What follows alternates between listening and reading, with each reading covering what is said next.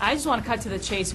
What can you say to all your female fans out there that are dying to know what is going on with you right now? I don't know. Yeah, I do very little. Very, very little.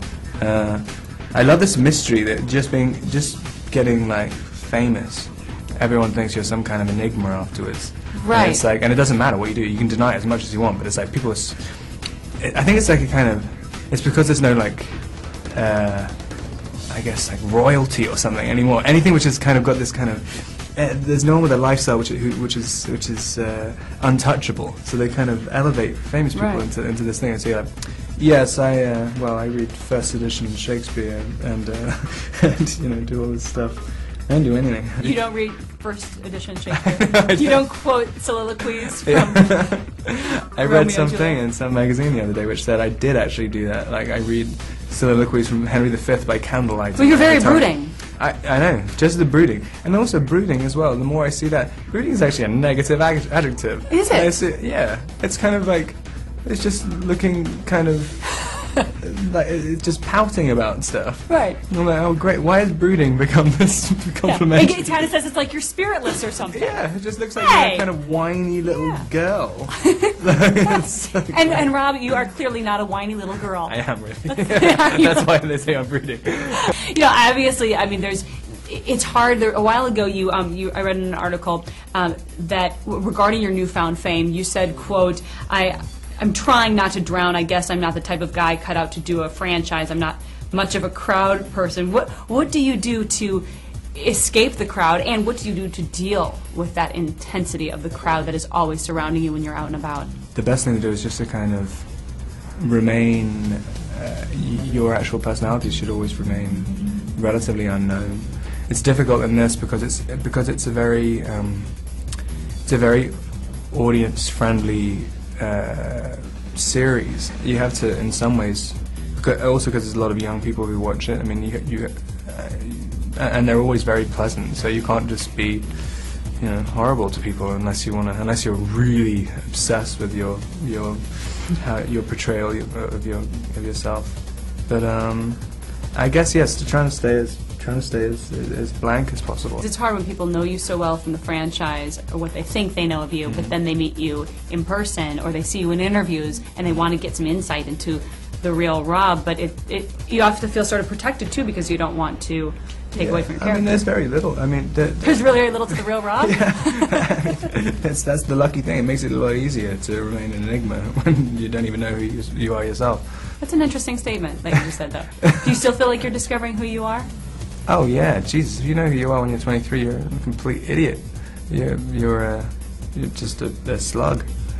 I mean, you should never know who you are, and that's the good thing about doing acting as a job. That's your job to kind of, try and mine parts of your character that you don't know about and other people don't know about. I mean, people will always have the ability to surprise themselves, I think. And if you're not surprising yourself in life, then you might as well die. Go away. What do you think from your real life have you brought to the character of Edward? I guess at the beginning, like chronic fear of commitment. I mean, that's a lot of ways what I see the stories about. But the fear of commitment. I mean, it's like, I think it's a very real thing. Even if you're totally in love with someone, you're still, it's a relationship, young people relationship. It's always so.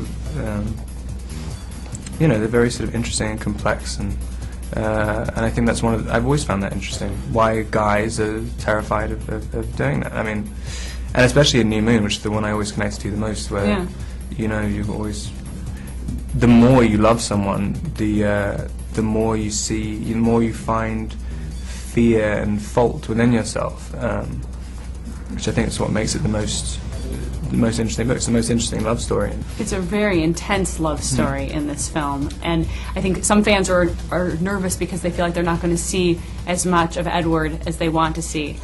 What do you say to them? There's something about when Edward appears as an apparition, it's not a ghost telling Bella what to do. It's a figment. Bella is going mad. And if that happens to you, if a boy breaks up with you and suddenly starts haunting you, you'd be terrified. It's a terrifying experience. And we tried to. It's difficult to do in these movies because of people's impression of Edward. I mean, he's supposed to be a romantic hero. but I mean, we tried to make a lot of that as eerie as we could. It's difficult to do whilst maintaining the relationship. And I mean, I would have gone as far away from that as possible. I mean, I wanted to look like she's having a breakdown. I mean, it should have been terrifying. This film has spawned a resurgence in vampires. How cool is it to know that you're part of that? That's crazy. That's just the weirdest thing to me. That like you just see other things coming out which are like exactly the same as Twilight, and you're just like, how are you getting away with this? Right. No, it's strange. Like, who knew that there was a big enough audience for like everything, and in every shape or form that like vampires as a subject could just take such an enormous chunk out of the entertainment audience. Yeah. So all at the same time. The fan craziness when you just go out on your own is, aside from publicity events and things like that, but when you just want to go out and be a 23-year-old guy, it's so intense. And the paparazzi following around is so intense. How do you deal with that? It's got to be so incredibly frustrating. Yeah, I mean, only in that I care about my career and stuff, and I care about the future. If I just, it's very easy to say, oh, who cares? Just deal with it. And like, why does it matter if you get a photo? You just live your life, and then just that's the way your life is. Just accept it.